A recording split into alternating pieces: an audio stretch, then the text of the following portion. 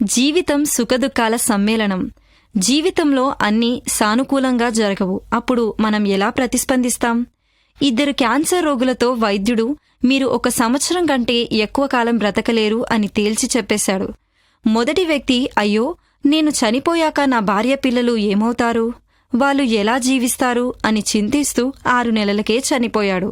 కాని రెండవ వ్యక్తి నేను ఎలాగూ 1 సంవత్సరం కంటే ఎక్కువ బ్రతకను, అయితే నాలాగే క్యాన్సర్తో బాధపడుతున్న వాళ్ల కోసం ఏదైనా చేయాలనుకున్నాడు. ఒక క్యాన్సర్ హాస్పిటల్ నిర్మించాలని ప్రణాళిక వేసుకున్నాడు. దానికోసం నిధులను సేకరించాడు. ఆ పనిలో అతని అనారోగ్యం సంగతే మర్చిపోయాడు. హాస్పిటల్ నిర్మాణానికి 2 సంవత్సరాలు పట్టింది. ఆ తరువాత అతడు ఇంకొన్ని సంవత్సరాలు బ్రతికాడు. ఆ డాక్టర్కే ఆశ్చర్యం కలిగింది. వింటున్నారు కదూ, మనిషి జీవితం సమస్యల వలయం. శ్రమదినాన కృంగిపోతే చేతగాని వారమవుతాం.